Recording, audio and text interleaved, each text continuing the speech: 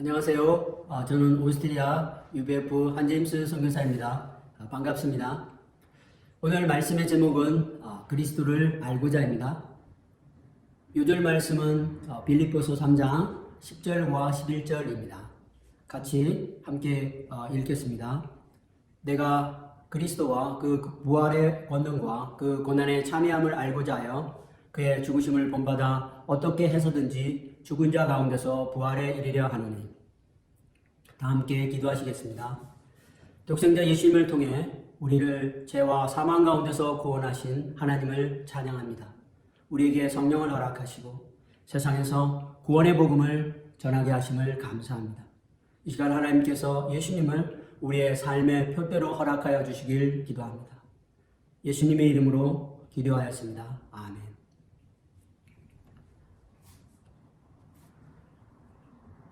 사도 바울은 우리 신앙의 선배입니다.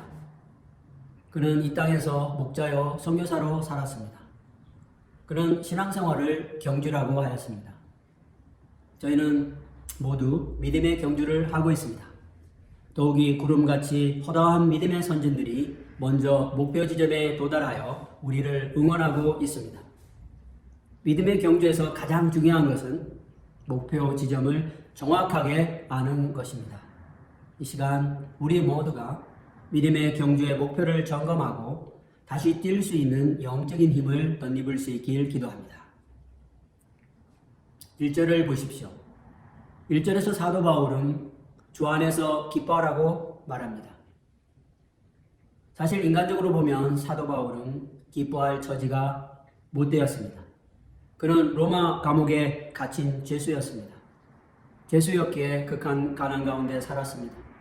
빌립보 성도들이 가끔 보내주는 헌금으로 겨우 기본적인 생활을 하였습니다.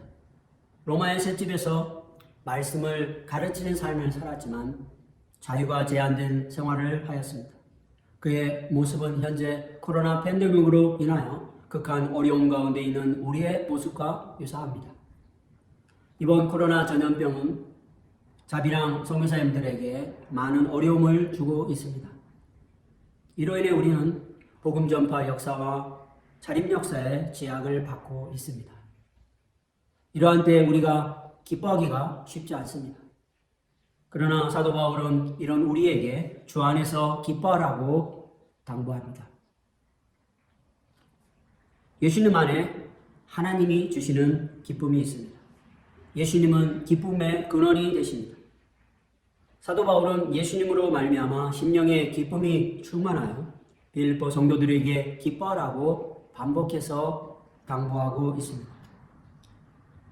이 시간 하나님께서 저희 목자님들과 선교사님들에게도 예수님이 주시는 기쁨을 새롭게 주시길 기도합니다.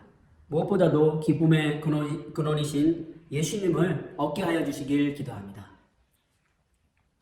2절에서 사도 바울은 빌립보 성도들에게 세 가지 부류의 사람들을 삼가하라고 말합니다. 이들은 그들에게서 기쁨을 빼앗아가는 자들이요, 기쁨의 근원 대신 예수님께 나아가는 것을 방해하던 자들이었습니다. 첫째로 개들과 같은 자들이었습니다. 이들은 육신의 요구에 충실하였습니다. 본문 18절에 나오는 배를 신으로 섬겼던 사람들이었습니다. 이들은 건전한 성도들을 육신적으로 타락시켜 망하게 하였습니다. 부끄러운 것을 자랑하던 사람들이었습니다. 그들은 땅의 일만을 생각하였습니다. 사도 바울은 이런 사람들에 대한 영적인 분노가 있어서 개라고 칭하고 있습니다. 둘째로 행악하는 자들이었습니다. 그들은 하나님께 대한 두려움이 없는 자들로 교회 안에서 세상적인 죄악을 공공연하게 행하였습니다.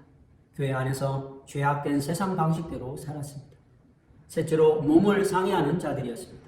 그들은 손으로 행한 할례를 절대시하였던 손할례당이었습니다. 이들 중 대부분은 혈통상 유대인들이었습니다. 이들은 하나님의 구원, 하나님의 의를 얻기 위해서는 인간의 행위가 반드시 수반되어야 된다고 믿었습니다. 그래서 이들은 육체를 신뢰하고 인간적인 배경과 출신을 자랑하였습니다. 3절을 보십시오. 하나님의 성령으로 봉사하며 그리스도 예수로 자랑하고 육체를 신뢰하지 아니하는 우리가 곧 할례파라. 사도 바울은 미혹에 빠져있는 빌립보 성도들에게 참 할례자에 대한 분명한 기준을 제시합니다. 참 할례자는 속사람이 할례를 받은 사람을 말합니다.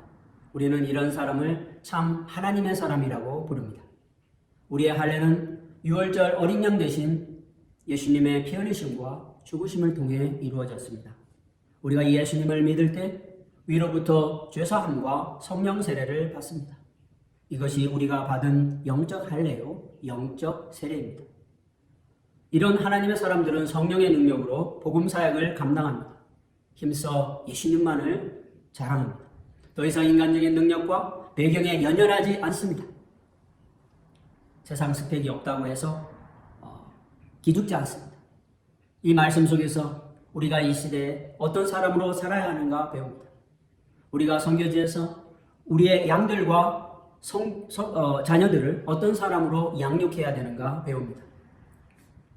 이 시간 우리를 이 시대 참 할례자로 삼아주신 하나님께 감사합니다. 4절에서 6절을 보십시오. 사도 바울은 육체를 신뢰하였던 과거 자신의 모습을 소개합니다. 그에게는 내세울 만한 세상 스펙이 있었습니다. 사도 바울은 생후 8일 만에 할례를 받았습니다. 그는 혈통상 이스라엘 백성이었고 베냐민 지파에 속하였던 자였습니다. 그는 히브리인 중에 히브리인이었습니다. 율법으로는 바리새파에 속한 사람이었고 열심으로 교회를 핍박하는 바리새파 열혈 멤버였습니다. 무엇보다도 율법의 의로는 흠이 없는 자였습니다. 그는 한마디로 유대인 금수저를 갖고 태어났습니다. 더 나아가 가마리엘 대학을 수석으로 졸업하여 장래가 촉망되었던 유대인 지도자였습니다. 그런데 7절, 8절에서 사도 바울은 이 모든 자신의 세상 스펙을 해로 여긴다고 말합니다. 해는 사람에게 무익한 것입니다. 예를 들어 코비드-19과 같은 전염병, 병충해, 제품의 불순물과 같은 것들입니다. 사도 바울은 한 발 더 나아가 이런 것들을 배설물이라고 합니다. 배설물은 바로 똥이 아닙니까? 냄새도 냄새지만 백해 무익합니다. 왜 사도 바울은 인간적으로 꽤 쓸만해 보이는 것들을 해로 여기는 것입니까? 첫째로 그리스도 예수를 아는 지식이 가장 고상하기 때문이었습니다. 8절 전반부를 보십시오. 또한 모든 것을 해로 여기며 내 주 그리스도 예수를 아는 지식이 가장 고상하기 때문이라. 사도 바울은 그리스도 예수를 아는 것이 가장 고상하다라고 말합니다. 이는 영어로 the surpassing greatness로 탁월하게 위대한 것, 즉 최상의 것을 말합니다. 주 예수 그리스도를 아는 것과 비견될 수 있는 것은 세상 어디에도 없다는 것입니다. 세상 스펙과 인간적인 배경과 지식들은 우리가 진정 얻고자 하는 인생의 진리, 하나님의 구원, 영생을 얻는 데 전혀 도움을 주지 못합니다. 다만 방해가 될 뿐입니다. 요한복음 6장 63절에서 예수님은 말씀하십니다. 살리는 것은 영이니 육은 무익하니라. 내가 너희에게 이런 말은 영이요 생명이라. 예, 그렇습니다. 우리를 살리는 것은 영이지 육이 아닙니다. 혈통적인 배경, 인간적인 좋은 배경과 학벌은 육입니다. 이런 것들은 우리에게 생명과 하나님의 나라를 주질 못합니다. 이런 것들은 다만 우리의 마음을 부요하게 합니다. 이런 것들은 우리로 하여금 하나님 앞에서 죄악되고 부족한 모습을 보지 못하게 합니다. 이런 세상의 스펙을 붙들고 살고 있는 사람들에게는 하나님의 은혜가 임하지 않습니다. 그러나 우리가 주 예수 그리스도를 잘 알 때 하나님의 은혜를 받을 수 있습니다. 요한복음 17장 4절에서 예수님은 말씀하십니다. 영생은 곧 유일하신 참 하나님과 그가 보내신 자 예수 그리스도를 아는 것이니이다. 예수 그리스도를 알 때 위로부터 영생의 은혜를 받습니다. 누구를 안다는 것은 교제하는 것입니다. 이것의 완성은 하나가 되는 것입니다. 우리가 예수님을 잘 알 때 우리는 예수님과 하나가 됩니다. 예수님이 내 안에, 우리가 예수님 안에 거하는 영적인 일체의 은혜를 받습니다. 예수님은 영생하시는 하나님이시며 우리는 예수님으로 말미암아 영원한 생명을 얻습니다. 예수님 안에서 하나님이 주시는 기쁨을 얻을 수 있습니다. 둘째로 그리스도를 얻고 그 안에서 발견되기 위해서입니다. 8절 후반부에서 9절을 보십시오. 내가 그를 위하여 모든 것을 잃어버리고 배설물로 여김은 그리스도를 얻고 그 안에서 발견되려 하니 내가 가진 의는 율법에서 난 것이 아니요 오직 그리스도를 믿음으로 말미암는 것이니 곧 믿음으로 하나님께로부터 난 의라. 사도 바울은 예수 그리스도를 얻고 그 안에서 발견되기를 원하였습니다. 사도 바울은 이를 하나님으로부터 난 의라고 합니다. 유대인들에게 있어서 예나 지금이나 하나님께로부터 난 의는 매우 중요한 테마입니다. 그들은 과거 그들의 조상 아브라함이 얻었던 하나님의 의를 어찌하든지 얻고자 합니다. 하나님의 의는 하나님의 인정입니다. 하나님의 자녀요 백성으로서의 인정입니다. 하나님의 소유가 되었다는 인치심입니다. 하나님의 의는 율법을 지킴으로써 얻어지는 것이 아닙니다. 아브라함은 무할리 시에 모세의 율법이 있기도 전에 다만 하나님을 믿는 믿음으로 하나님의 의를 얻었습니다. 사도 바울은 예수님 안에서 하나님의 의를 얻는 영적인 비밀을 깨달았습니다. 로마서 1장 17절에서 사도 바울은 담대하게 선포합니다. 복음에는 하나님의 의가 나타나서 믿음으로 믿음에 이르게 하나니 기록된 바 오직 의인은 믿음으로 말미암아 살리라 함과 같으니라. 어느 때에 우리가 하나님의 의를 얻었습니까? 예수 그리스도의 복음을 믿음으로 우리는 하나님으로부터 의를 얻었습니다. 예수님을 믿음으로 우리는 하나님의 자녀가 되었습니다. 하나님의 거룩한 백성이 되었습니다. 우리는 예수님을 믿음으로 이 시대 하나님의 왕같은 제사장이 되었습니다. 예수님을 믿음으로 우리는 이 시대의 목자요 선교사가 되었습니다. 이 시간 예수님을 믿는 믿음을 통해 우리를 의롭다 하시고 우리의 삶을 크게 축복하신 하나님을 찬양합니다.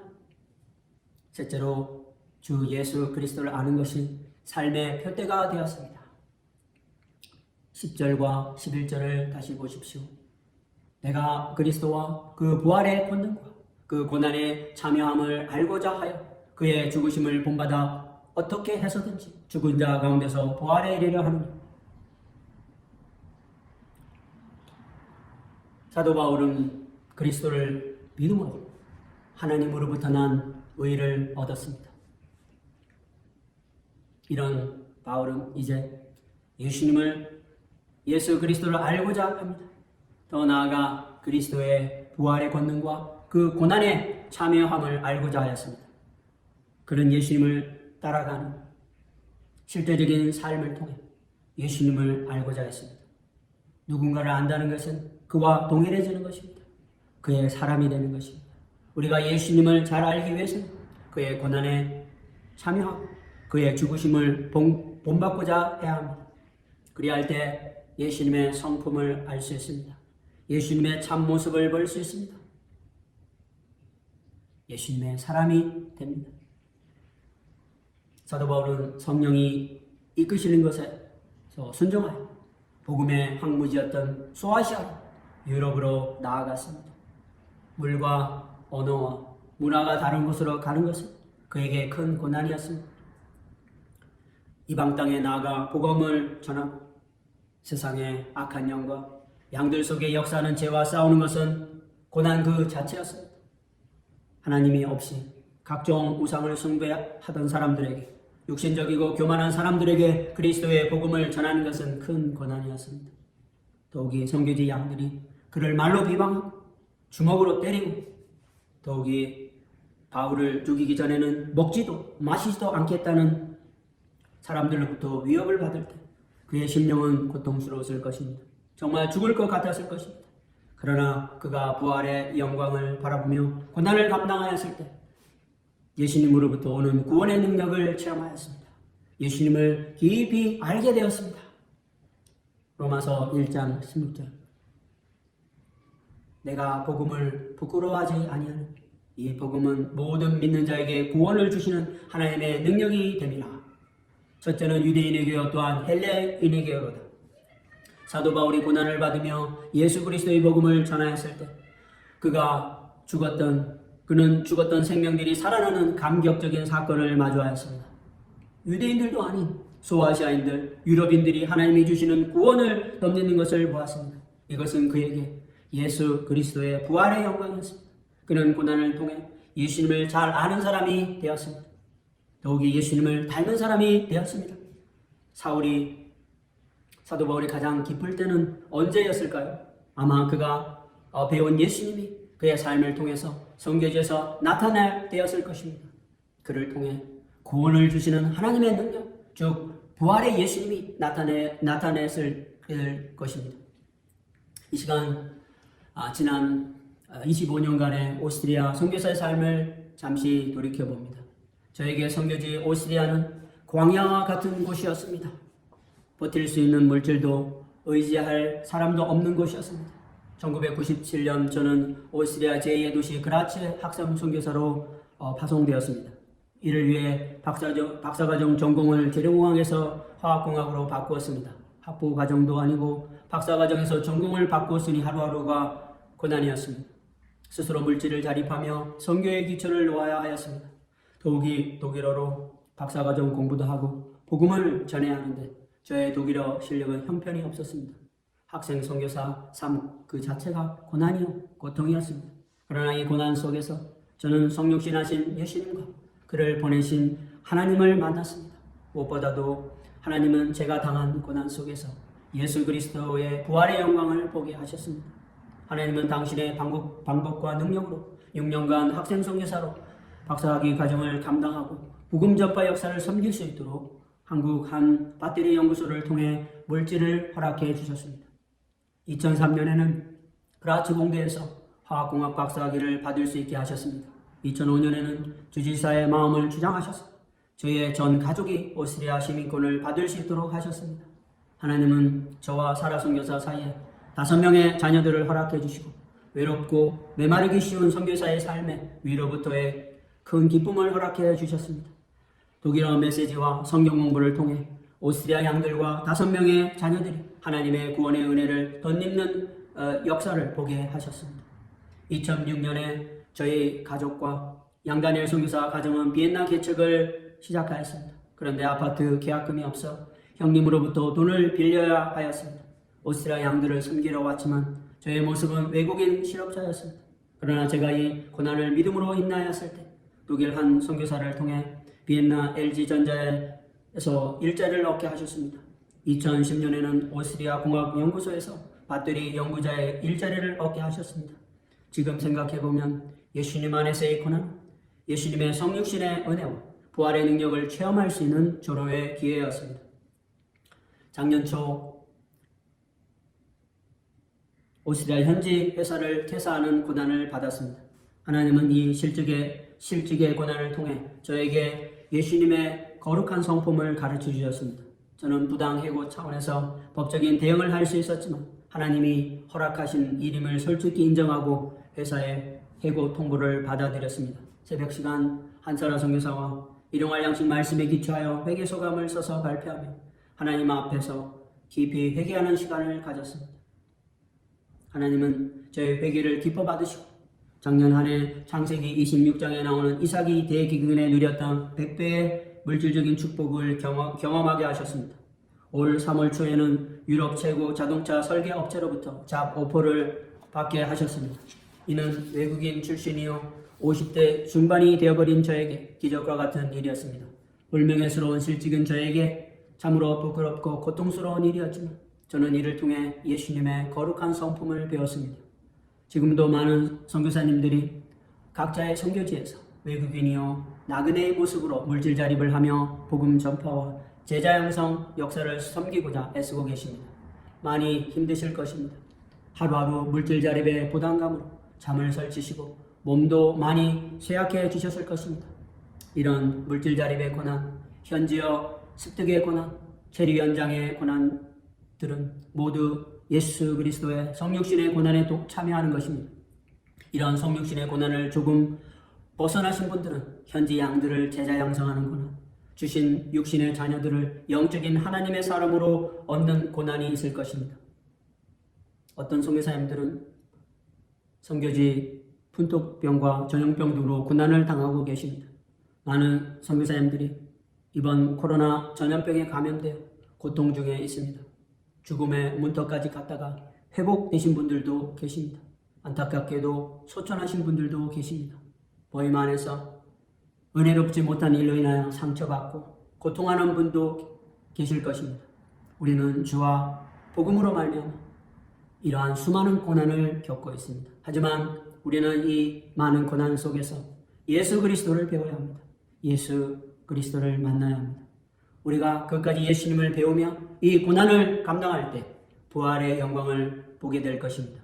무엇보다도 영적으로 죽었던 많은 생명들이 살아나는 것을 보게 될 것입니다. 우리가 당하고 있는 고난은 우리에게 예수님이라는 생명과 같은 나이테를 선물할 것입니다. 12절에서 14절을 보십시오. 내가 이미 얻었다 함도 아니요 온전히 이루었다 함도 아니라 오직 내가 그리스도 예수께 잡힌 바 된 그것을 잡으려고 쫓아가노라. 형제들아, 나는 아직 내가 잡은 줄로 여기지 아니하고 오직 한 일, 즉 뒤에 있는 것은 잊어버리고 앞에 있는 것을 잡으려고 표대를 향하여 예수 그리스도 안에서 하나님이 위에서 부르신 부르심의 상을 위하여 달려가노라. 사도 바울의 솔직한 고백이 여기에 있습니다.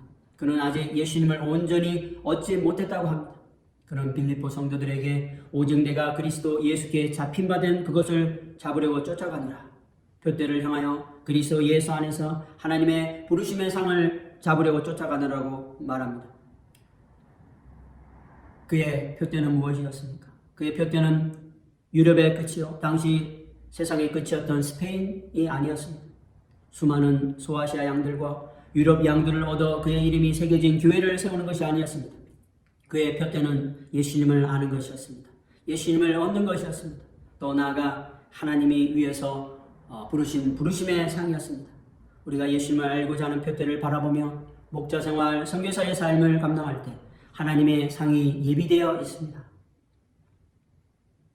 이 하나님의 상은 영생의 멸류관이요, 승리의 멸류관입니다. 그리스도를 알고자 달려가면 하나님의 나라에서 영광의 상을 받게 될 것입니다. 그러나 만일 우리의 표대가 잘못되었다면 우리의 모든 수고는 헛된 것이 될 것입니다. 예수님 앞에서 상급은커녕 불의한 자를 위해 예비된 형벌과 수치를 받게 될 것입니다. 17절을 보십시오. 형제들아, 너희는 함께 나를 본받으라. 그리고 너희가 우리를 본받은 것처럼 그와 같이 행하는 자들을 눈여겨보라. 사도 바울은 빌립보 성도들에게 자신을 본받으라고 합니다. 보통은 나를 본받지 말고 예수님을 본받으라고 합니다. 그런데 바울은 나를 본받으라고 합니다. 이런 말을 할 수 있었던 것은 바울 자신이 그리스도를 표대로 삼고 선교사의 삶을 살고 있었기 때문이었습니다. 그는 그의 신앙의 삶의 방향이 하나님 앞에서 올바르다고 알고 있었기 때문에 양들에게 나를 본받으라 확신 있게 권면할 수 있었습니다. 20절을 보십시오. 그러나 우리의 시민권은 하늘에 있는지라 거기로부터 구원하신 자 곧 주 예수 그리스도를 기다리는 사도 바울은 우리의 신분이 천국 백성임을 분명히 말합니다. 우리는 하나님 나라의 시민입니다. 우리의 본향은 하나님의 나라입니다. 이번에 우리 모두가 겪고 있는 코로나 전염병은 우리로 하여금 하나님의 나라에 소망을 두게 합니다. 이 땅에는 소망이 없습니다. 이 땅은 영원하지도 안전하지도 않습니다. 하지만 하나님은 우리를 위해 영원한 나라를 예비하셨습니다. 이 나라에 이르게 될 때 예수 그리스도께서 우리의 비천한 몸을 변화시키셔서 당신의 영광스러운 부활의 몸을 주실 것입니다. 아멘. 이 시간 우리를 예수님을 통해 천국 시민으로 삼으신 하나님을 찬양합니다. 뿐만 아니라 우리에게 놀라운 부활의 영광을 주실 하나님을 찬양합니다. 결론적으로 우리는 본문 말씀을 통해 사도 바울이 그리스도를 알고자 하는 목표로 이방 땅에서 복음 전파의 사명을 감당한 것을 배웠습니다. 그는 표대 되신 예수님을 쫓아 잘 달려서 결승 지점에 도착하여 우리를 응원하고 있습니다. 우리도 사도 바울처럼 그리스도를 알고자 하는 목표를 가지고 힘써 달려나가기를 기도합니다. 도착 지점에서 우리에게 주실 상을 갖고 기다리시는 우리 주님을 찬양합니다. 부족한 제가 여러 목자님들, 선교사님들과 함께 믿음의 경주를 할 수 있어 감사합니다. 우리는 한 팀, 저희가 예수님 안에서 서로 위로하고 사랑하며 목표 지점까지 끝까지 달려나가길 기도합니다.